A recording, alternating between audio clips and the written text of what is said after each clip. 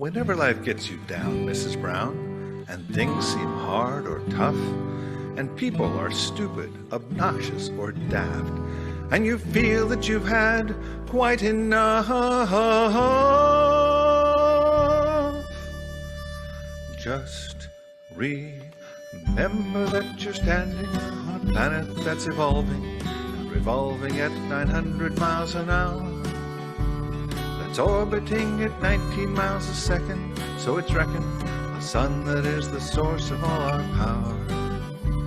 The sun, you and me, and all the stars that we can see are moving at 1,000,000 miles a day in an outer spiral arm at 40,000 miles an hour of the galaxy we call the Milky Way. Our galaxy itself contains 100 billion stars. It's 100,000 light years side to side. It bulges in the middle, 16,000 light years thick, but out by us it's just 3,000 light years wide. We're 30,000 light years from galactic central point. We go around every 200 million years. Our galaxy is only one of millions of billions in this amazing and expanding universe. La da da da da da da da dum. La da da da da da da da da dum. La da da da da da da da da. La da da da da da dum. La da da da dum. La da dum. The universe itself keeps on expanding and expanding in all of the directions it can whiz. As fast as it can go, the speed of light, 12 million miles a minute, and that's the fastest speed there is. So remember when you're feeling very small and insecure, how amazingly unlikely is your birth. Pray that there's intelligent life somewhere out in space, 'cause there's bugger all down here on Earth.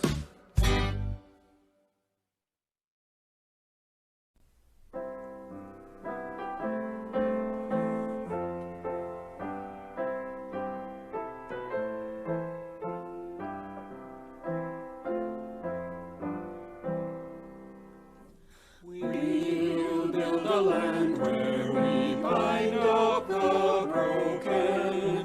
We'll build a land where the captives go free, where the oil of gladness dissolves all mourning. Oh, we'll build a promised land that can be.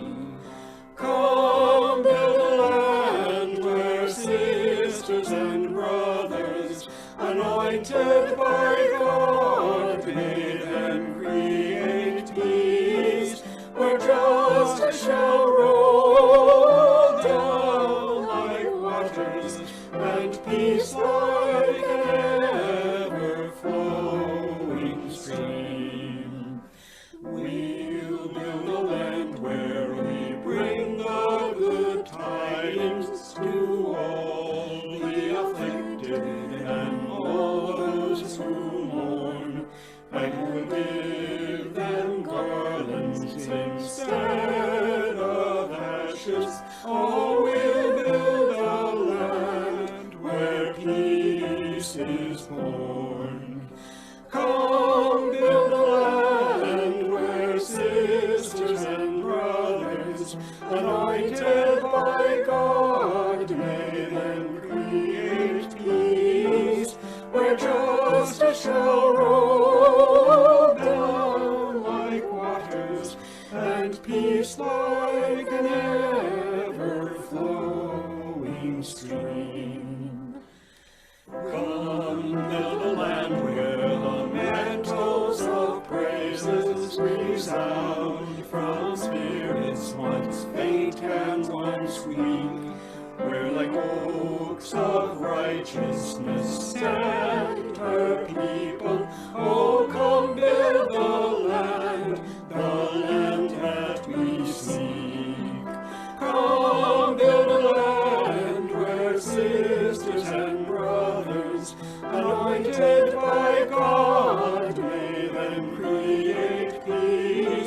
where justice shall roll down like waters, and peace like an ever-flowing stream.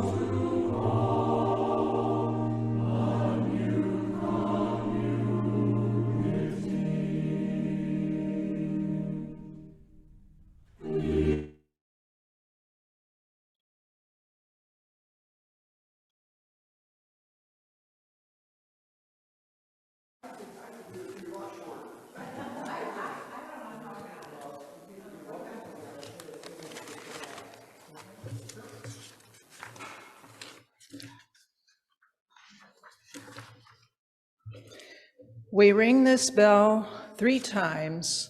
The first is to call us back into covenant. We are on the unceded land of the Mwakmi tribe of the Ohlone people. Everything we do to restore their rights, equality, and sovereignty is working our way back into covenant.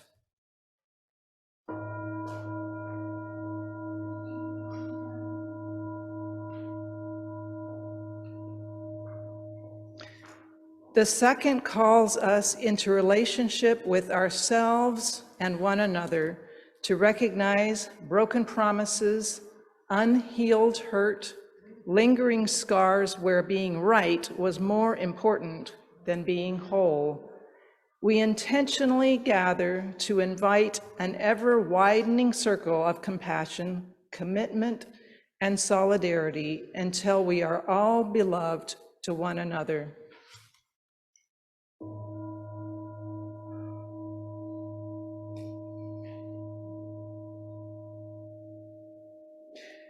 And the third calls us into relationship with our children and our children's children, out to the 7th generation, helping us to realize that what we do now or fail to do will be felt by those who come after us.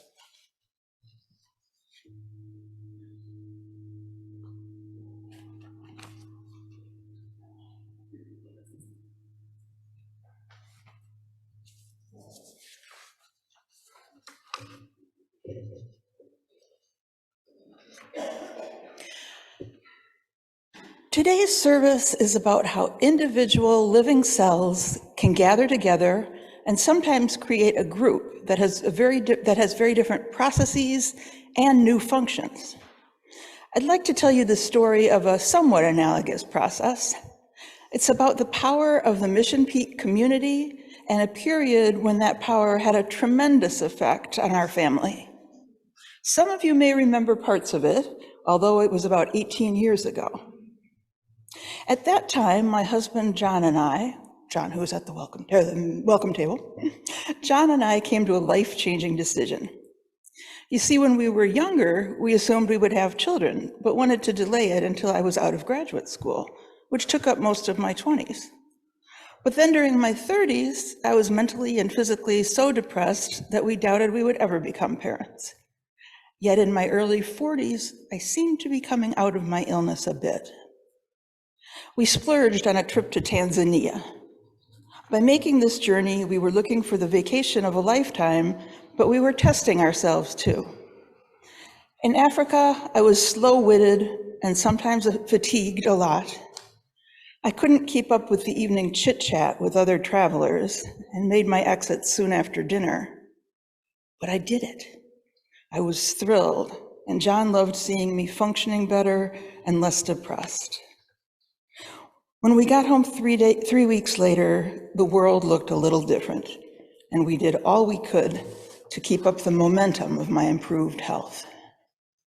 Within months, John and I made a momentous decision, especially for folks in their mid-40s. We would try to adopt a child. Soon we gathered our courage and stood and announced our plan during Mission Peak's Joys and Concerns. People beamed at us. And after the service, many people gathered around us to congratulate us on our decision and to learn more. It felt great to be held in this family. After submitting what we were warned was about a year's worth of paperwork to convince the Chinese government what superb and upstanding people we were and what outstanding parents we would make for a Chinese child, we heard nothing for a year. We tried to breathe and we waited. Then it was 18 months that had passed. It's all still in the works, we were repeatedly reassured. Wait another 6 months. Then again, 6 more months. We kept reporting these frustrating updates to Mission Peak, and so many members pulled for us, offering support for our sadness and frustration. At long last, a seeming miracle happened. One day we received a small photo of a 7-month-old baby girl dressed in layers of clothing and propped up in a cartoon bouncy chair. Feng Jingwan, as the coordinating orphanage had named her, would be our daughter. That Sunday morning, this congregation celebrated with us with loud cheers and applause during the service and lots of hugs and questions afterward. Congratulations, after all that waiting. When do you get her? What will you call her? Can I see her picture? We just grinned and nodded. The wait of over 3.5 years, if you count the paperwork time, came to an end. On the first full day we were in China, in Jingwan's home province of Jiangxi, we were handed our baby, our child forever on. A few weeks later, we got home to Hayward, and it was time to introduce Amy to her other family, her MPUUC family, which had loved and supported us for months and years. We, all three of us, came to Sunday service. Shortly before the service began, as we approached Cole Hall, with all its doors wide open, someone saw John and me walk onto the patio carrying a baby, and the word spread fast across the room. One person rushed out to greet us and coo at our daughter, then a couple more people, then 30 or 40 surrounded us. When did you get her? When did you get home? What's her name? Can she talk? Can she understand Chinese or English? How old is she? What are you calling her? How was the flight home? She's so beautiful. Amy Jingwan Maynard Schaefer stared with big eyes and an open mouth from where she sat on my hip. John and I were overwhelmed with the love and caring and excitement we three received, and tears welled in our eyes. Our Mission Peak family, it seemed, was as thrilled as we were about this tiny new member they too had waited for so long. Together, we in this congregation had bonded into something larger, whose independent pieces worked better together. There was a synergy. We could do more to welcome this child and to guide her as she grew when we acted together as a community.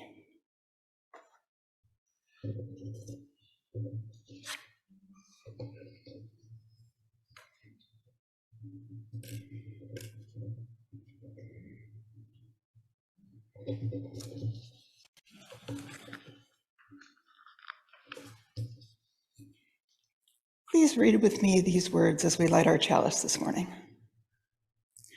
We light this chalice to remind ourselves to treat all people kindly because we are one family, to take good care of the earth because it is our home, to live lives full of goodness and love because that is how we will become the best people we can be. Well, I'm wearing two hats this morning, one as worship associate and one as the board rep. So I'd like to shift hats for just a moment here and offer you this welcome. Good morning. Good morning. Welcome to Mission Peak Unitarian Universalist Congregation. My name is Beth Schaefer. My pronouns are she, her, hers, and I'm a member of the board. We're so glad you've joined us this morning. I'm going to start out by highlighting some current announcements, which are things that are going on at Mission Peak now or very soon. First of all, the boutique at Mission Peak is coming. It is locally sourced crafts and handmade goods for sale, and it will take place on October 14th, Saturday, from 10 to 3 right here in Cole Hall. We want this to be a successful opportunity for the community to see the vibrancy of the Mission Peak community, and we're inviting crafters from all over Alameda County to sell their wares. Do you have a crafter friend you can invite to participate? Or will you donate items for Mission Peak to sell? Or can you help us with the logistics for the boutique? Please use the form in the chat or next week's Week on the Peak to sign up. If you have questions, please reach out to Valerie Stewart at her email or text and call and let her know of any questions or concerns. We're really looking forward to this fundraiser for Mission Peak. It was a lot of fun last year, and I urge you to get involved this year in some way or another. We're always better together.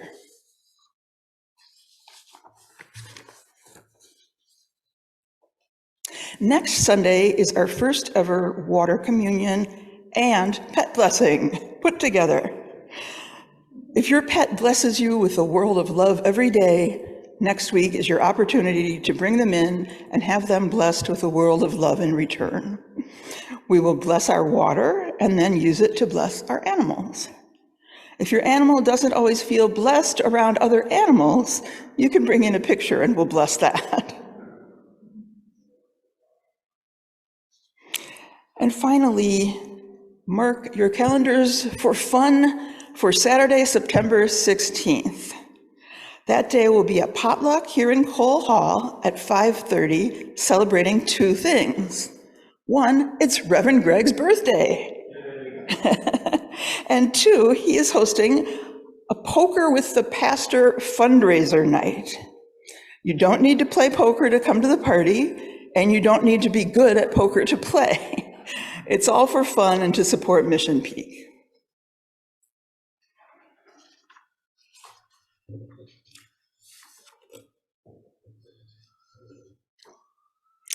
Unitarian Universalism is a radically inclusive, non-doctrinal, non-dogmatic, open-minded, and open-hearted faith. We are people who are coming at truth from different paths. We gather together across different identities, experiences, and beliefs to affirm and promote the inherent worth of every person. Together, we see our job is to love the hate out of the world, to heal the hurt in ourselves and one another, and to be the change we'd like to see in the world. If you're our guest for the first time, we welcome you. Here's a bit of information on how our hybrid services work.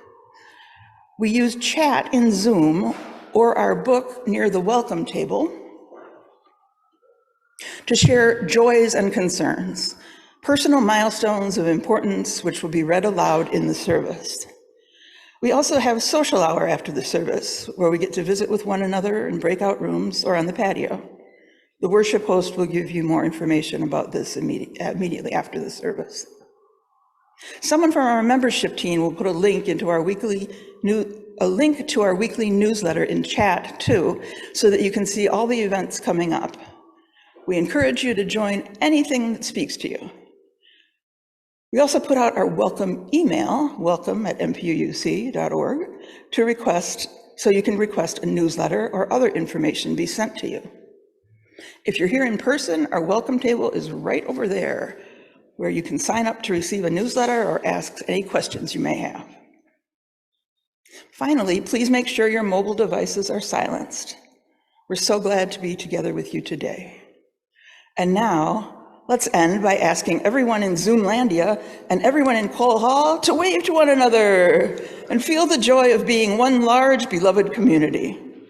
Welcome and thank you to our members and friends near and far.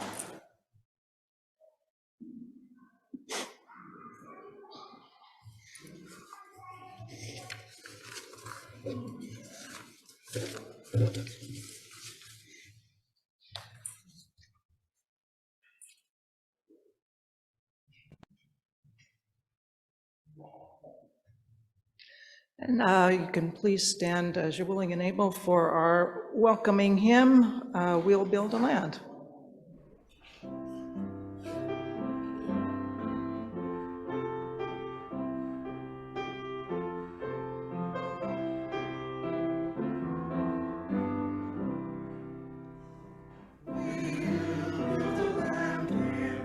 Bind up the broken, we'll build a land where the captives go free, where the joy of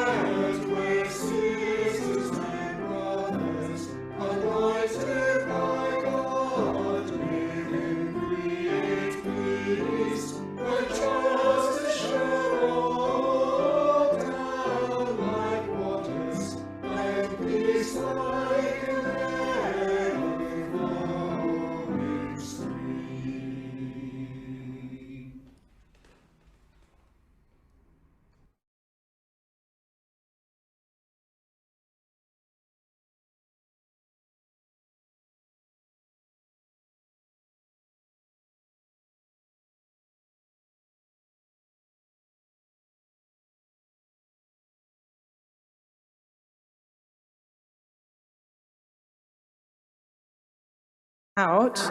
Oh, there we go. Okay. Start again. Okay, this is where we would normally have the time for all ages. And I had picked out a lovely song from Sesame Street called the Community Song. And apparently it's not working this morning, so I will just sum it up a little bit. Can you just sing the song? No, actually, I can't. I don't know all the words. Yeah, maybe. The point of the song is to remind us of how many people are in our community. And the song talks about going into a store, there's the clerk at the store, there's the people who are stocking the shelves, there's your post person, there's your Amazon delivery person, there's your neighbor across the street, the police person. It reminds us of how many people we are together in our communities. So, but sorry, I didn't know it. I would need to sing the song, so. All right, and I think, Dawn, you're up next.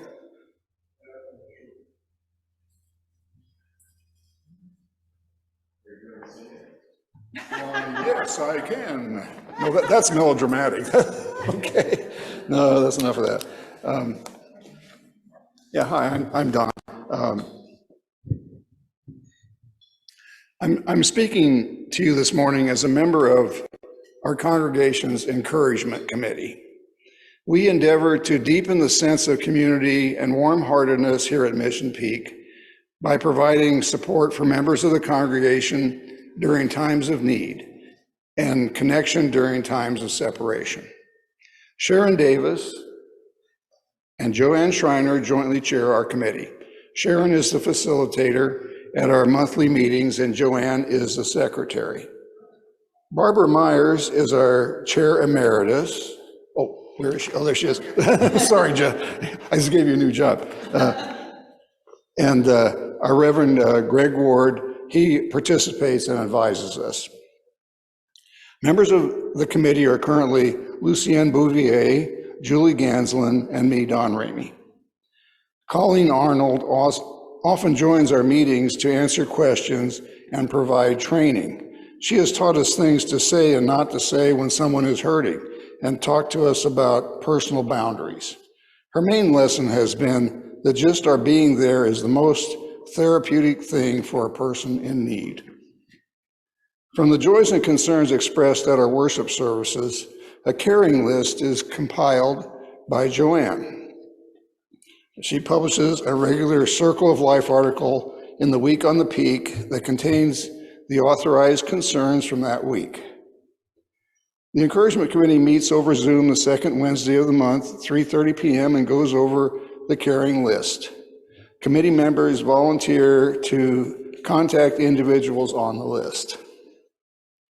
Committee members volunteer to, we did that. Mostly an attentive ear and kindness is what we offer.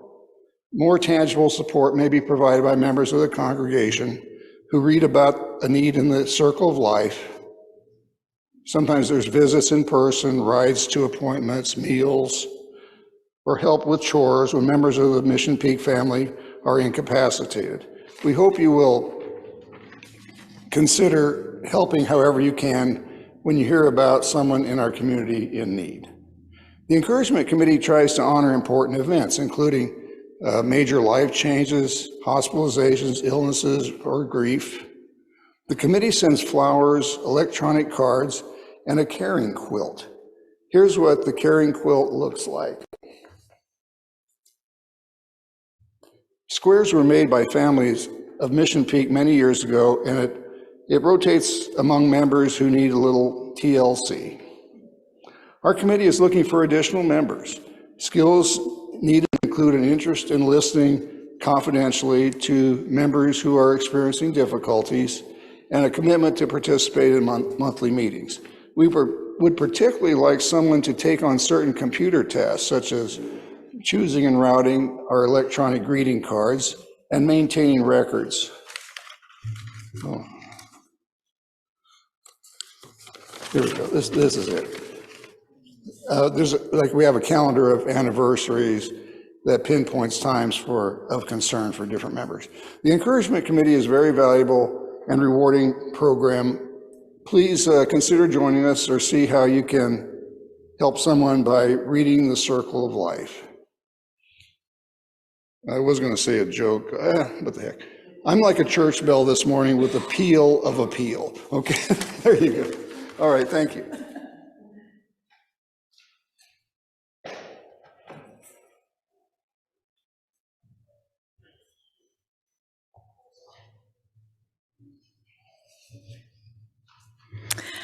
We take up a collection on Sundays for the simple reason that our purpose in gathering is for more than ourselves.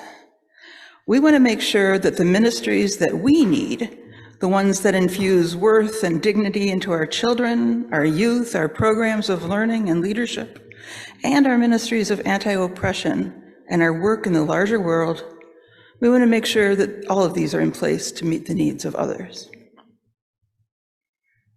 In a moment, there'll be a slide that shows you 3 ways you can donate to Mission Peak.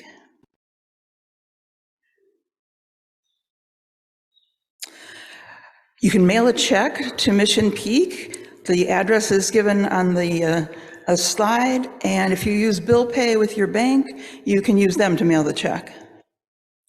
Or, very simply, you can drop an envelope with the check in the Mission Peak mail slot right down the hall, the outer hall at the office at the end of the building. You can drop an envelope there with a check in it addressed to Mission Peak. Envelopes are actually available at the welcome table right over there for those in Cole Hall, so it's very easy if you'd like to do that this morning. And finally, you can pay online at this link with a credit or a debit card. We use PayPal for this, and they do charge us about 3%. We hope you'll make a contribution toward these worthy causes by mailing your check to Mission Peak. We've gone through that, excuse me.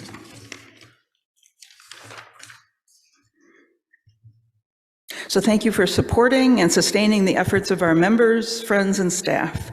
Your contributions make loving, learning, and leadership more possible.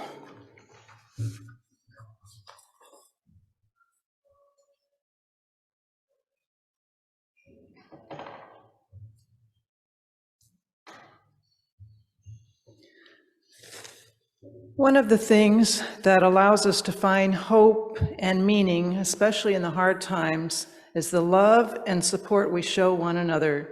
If you have a joy or concern that by sharing with this caring community might bring encouragement or resilience that you are needing, please write it briefly now in the chat. If you are here in person and would like to place a stone in our stone garden here for a joy or concern, you may do so while the music plays. If your need is personal, you can also speak to Reverend Barbara Myers or Reverend Greg Ward for a follow-up conversation.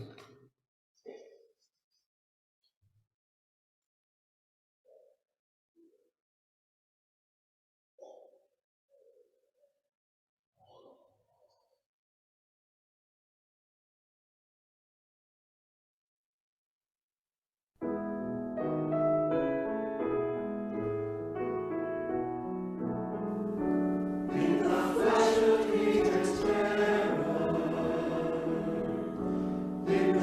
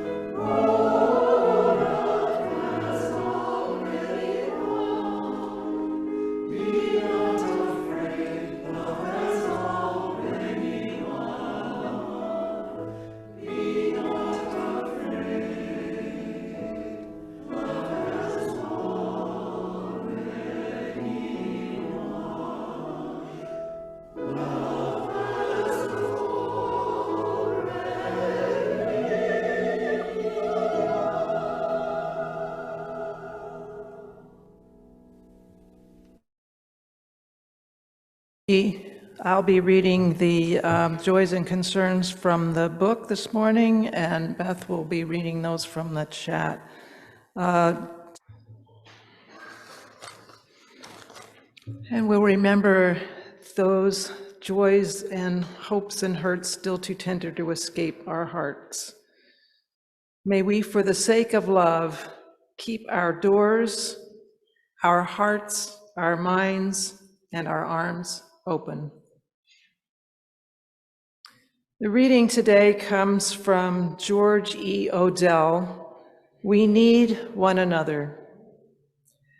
We need one another when we mourn and would be comforted, when we need one another when we are in trouble and afraid.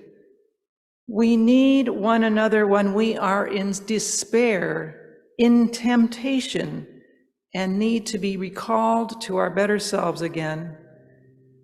We need one another when we would accomplish some great purpose and cannot do it alone. We need one another in the hour of success when we look for someone to share our triumph. We need one another in the hour of defeat when, with encouragement, we might endure and stand again. We need one another when we come to die and would have gentle hands prepare us for our journey. All our lives we are in need, and others are in need of us.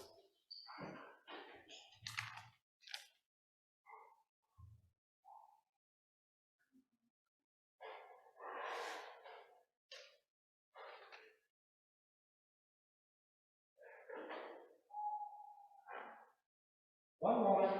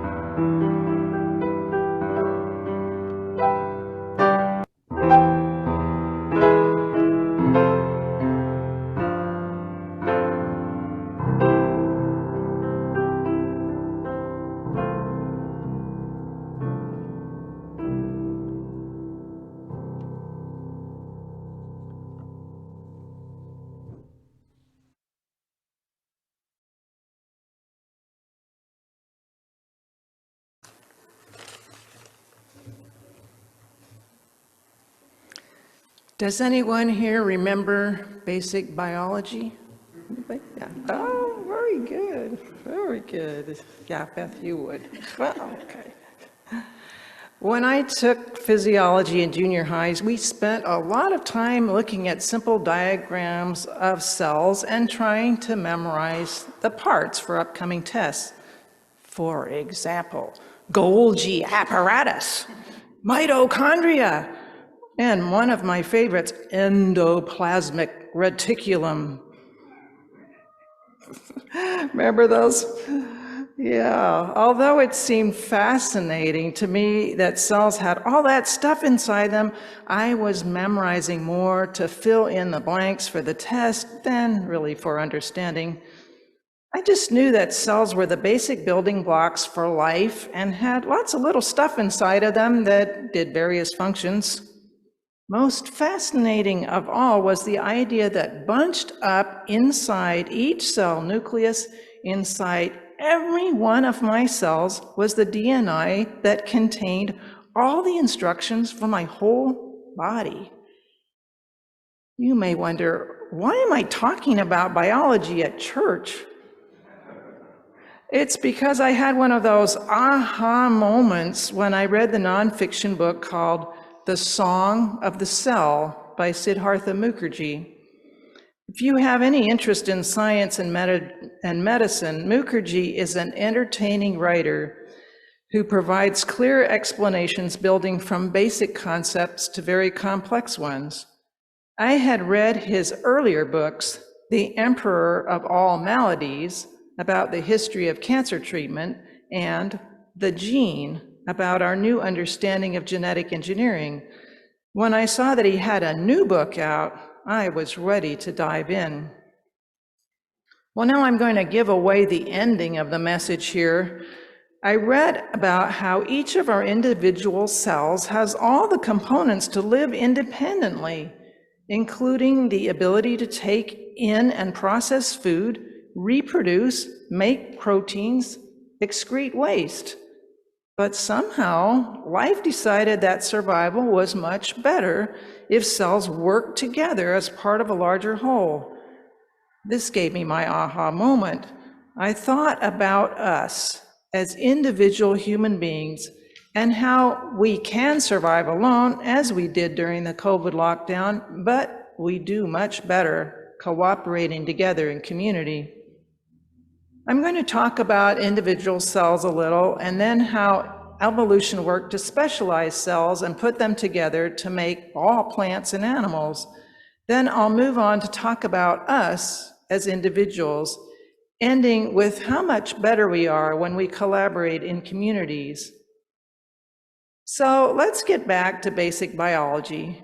The cell is the basic structural and functional unit of all life forms, both plant and animal. Every cell consists of cytoplasm enclosed within a membrane and contains many macromolecules such as protein, DNA, RNA, as well as many small molecules of nutrients and metabolites. Individual cells can take in nutrients, be productive, reproduce, and dispose of waste. How are cells productive, you may ask? Well, cells are mean, lean decoding machines.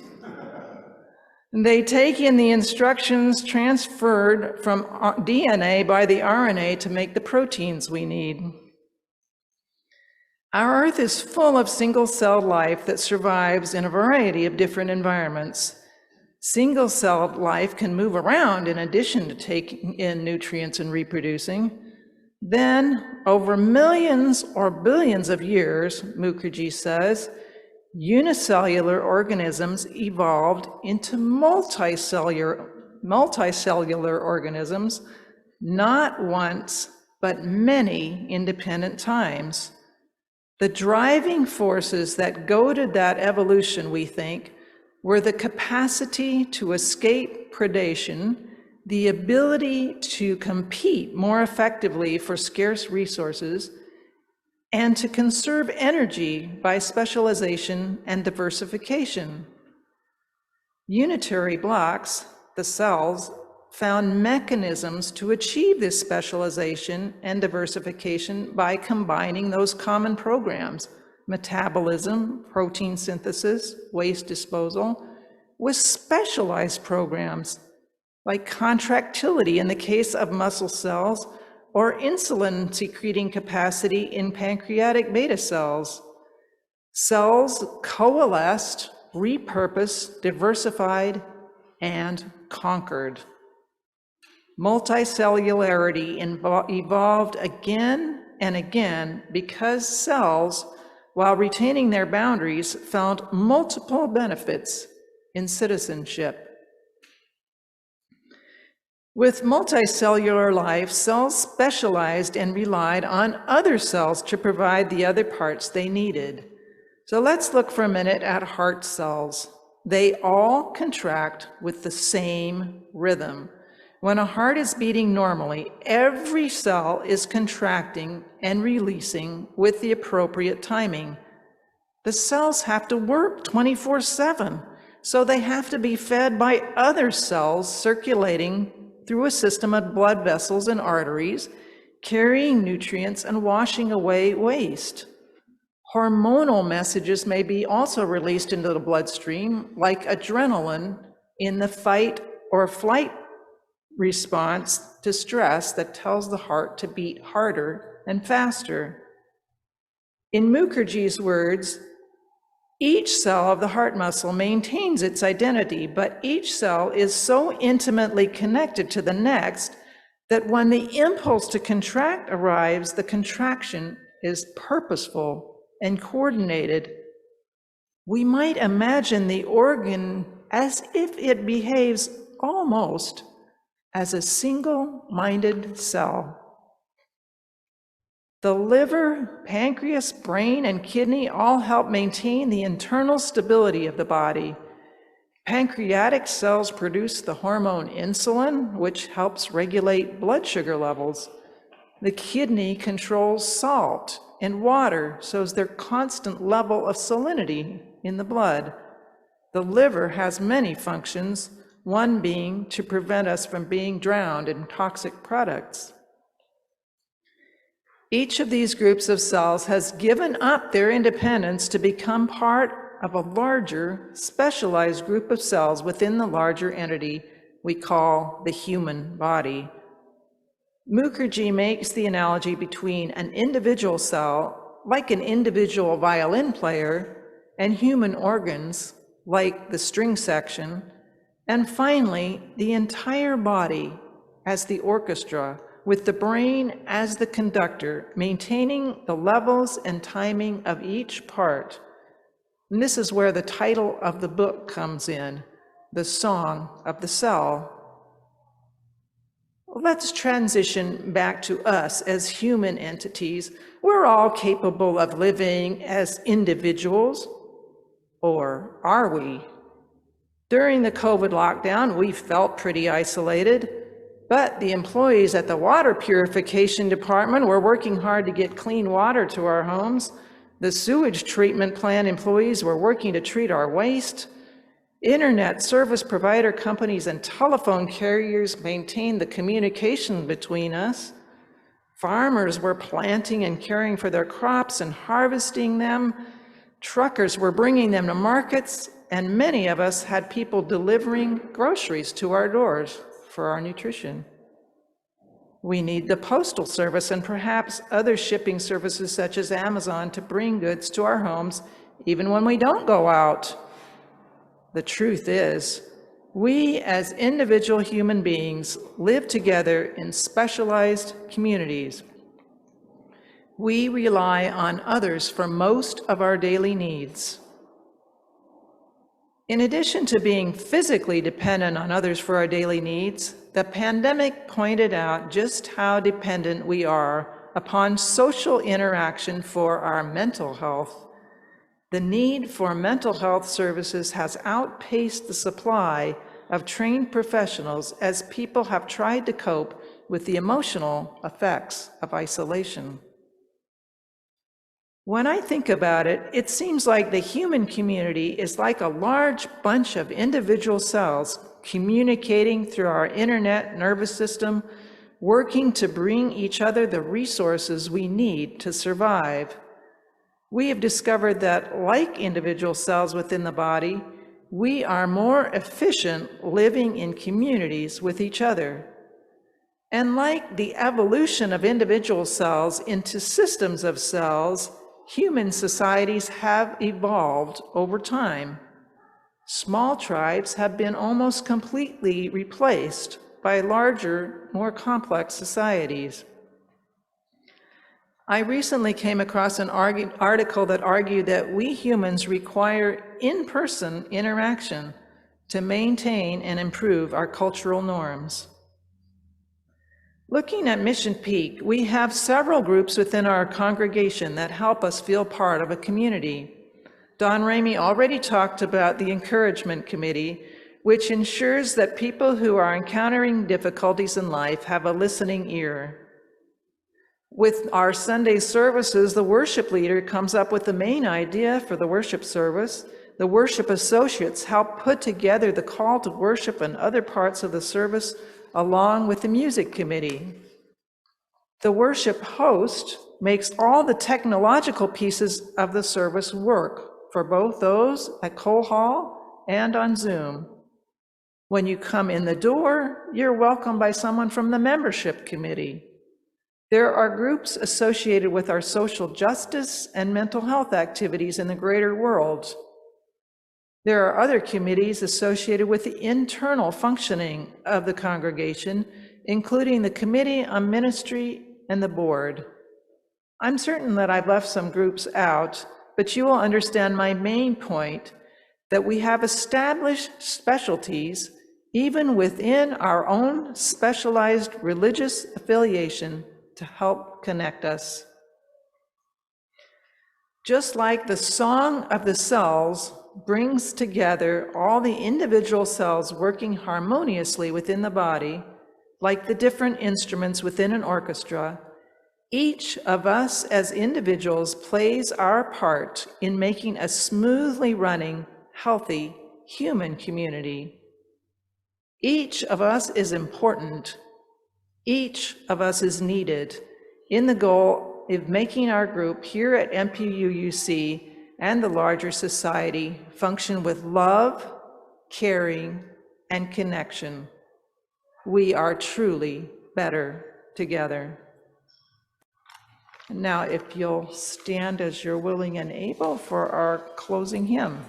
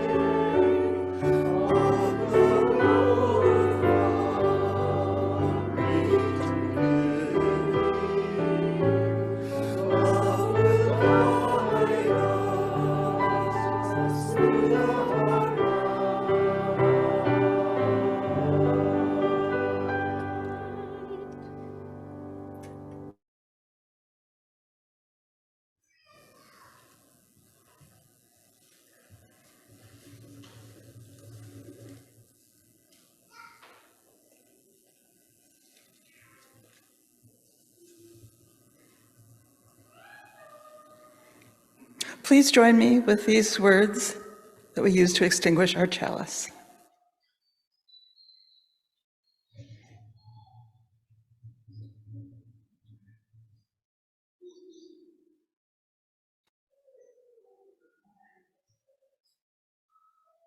We extinguish this flame, but not the light of truth, the warmth of community, or the fire of commitment. These we carry in our hearts until we are together again.